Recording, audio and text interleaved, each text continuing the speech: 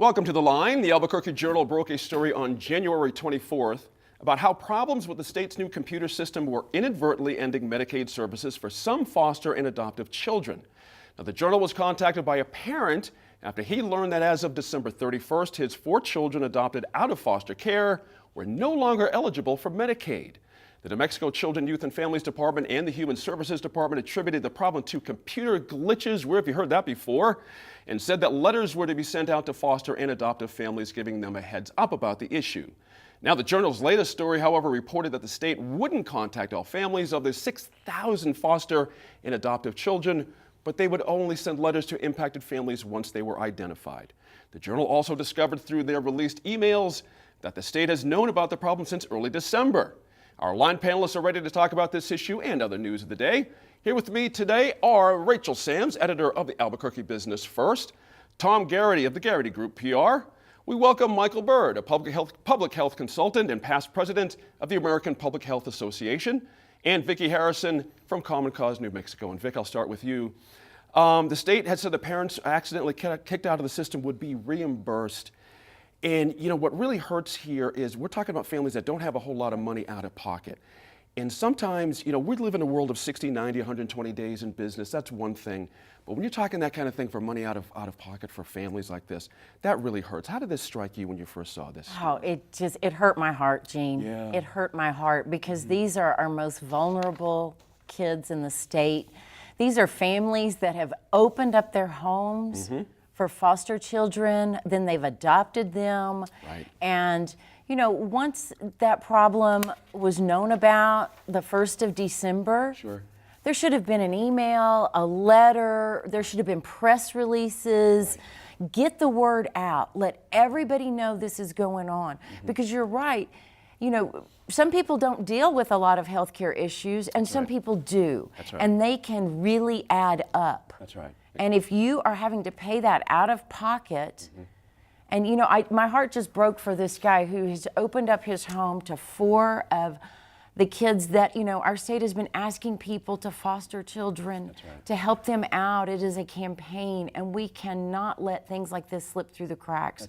There has to be accountability at all levels, and somebody needs to be in charge, making sure that everybody else's pieces are taken care of. That's right. That's right. Michael, you've been in the healthcare business your whole career. I'm curious when you saw that some of the suggestions was, well, get in touch with your caseworker and they'll figure it out. The reaction here, how did this hit you in your experience? Should those letters that Vic is saying have gone out immediately? Was it vigorous enough? What was your sense of it? The accountability goes back to the state and to the state systems that are in place to provide those services and monitor those programs. And so the accountability really it falls upon the state.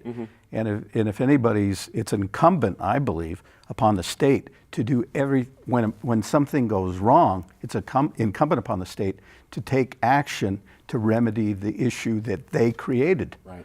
It shouldn't fall upon families, it shouldn't fall upon children, particularly as picking up on the former comments that were made, particularly when we're encouraging families to take in children and then an error is made and we just kind of like step back and don't accept responsibility for that.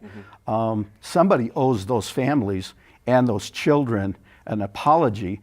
A letter should go out from the director of that department.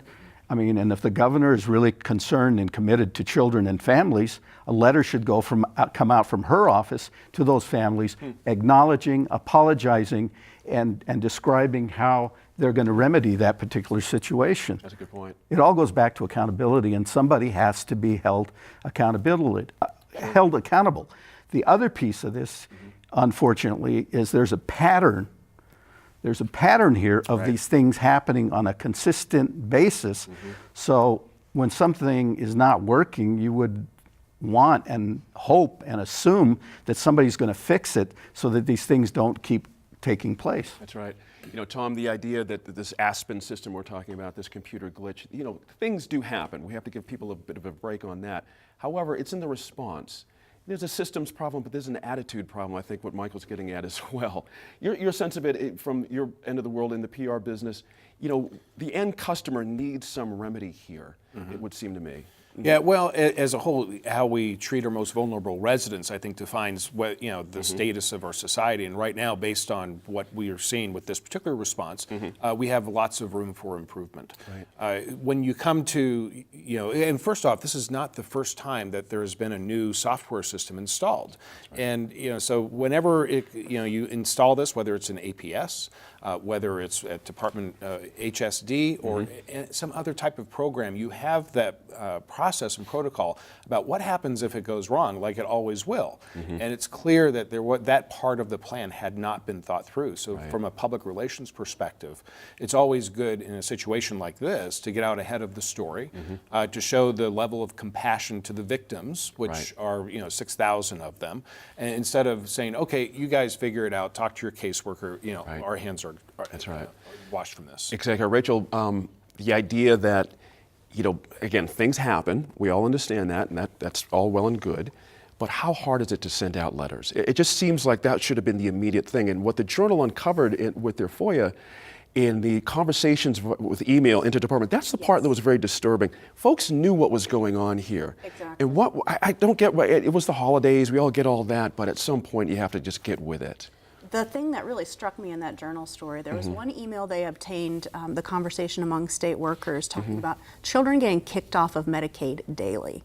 That's literally the least we can do for our most vulnerable children is not kick them off our healthcare system. So we've completely failed at that. That's right. And if these computer systems keep failing as they come in, as they seem to do every time, why are these contracts not being expanded to include more preliminary testing so that people are not going without necessary services? That's right. That's right. Guys, I want to swing to another health story that's going on around here concerning Molina Healthcare. We've reading about that a little bit. They did not get the contract, and there is going to be, we don't know what's going to be. They're protesting. We'll see what happens there. But Rachel, I'll start with you on this as well. The flawed procurement process they're claiming, and now others are saying that it was flawed as well. I'm curious from the whole table, do you sense there's going to be a relook at this at some point, or is HSC going to dig in and say, you know what, this is it, this is what it is, let's see where it goes from here? But your sense of it, did you think Molina had a case here? Again, we don't know all the details, but did something ring in your gut that maybe we needed another look at this possibly? Yeah, that's a good question. Molina really came out swinging with their allegations about the procurement process, and now almost everyone else that did not get the bid is lodging their own complaints. So it'll be really interesting to see what the state does, if they do double down or if they do make a change. I'm not sure what kind of change to expect. Right, exactly. Michael, same question. It's a bit of a gut call right now. We don't know the details, but from what you've been able to glean from press reports so far and your experience in the healthcare business, is this something that perhaps needs another look? Because if Molina goes through with what they're talking about and leaves the state, that's an awful lot of money, an awful lot of employees. It's a lot of upset that would happen. I mean, we're talking about 200-some thousand clients of theirs. What's your sense of it so far? Well, first of all, my concern is the impact it will have on the beneficiaries. Right. And I guess I'd have to go back to looking back historically to what has occurred in this state with that department and that program. And it does, I'm uncomfortable with it because there's, again, if the past is any basis for what we see now, I'm concerned that there may be, that Molina may have some merit as well as the other providers in terms of their concerns. I would like to say that I wish that I could believe and was comfortable with what's been being done. But if the past and what I've seen in recent past is any example, I'm concerned. Exactly right. Vic, there's a accusation out there, there's a bit of a conflict of interest between the secretary and some business tying, some entities that have done work in New Mexico in the prison system, and that, potentially there's a little bit of a lean towards someone. And it's hard to get a clean deal on these things when businesses sort of overlap in ways, you know what I mean, especially here in New Mexico. But again, your gut sense of it so far, what do you think is going on here? I feel like they need to look at the whole thing again. Okay. I mean, just as Michael, this is, we all remember the behavioral health thing around the audits, and we decimated behavioral health services in New Mexico. And then we're shocked when crime and drug abuse goes up. That's right. I mean, it just, there's just, everything is connected. Everything is connected. We have all these people who need help. It was cut off for bogus reasons. Now we have this coming up. And you know, we have one of the new guys saying, oh, we're going to build all these buildings and we're going to employ all these people.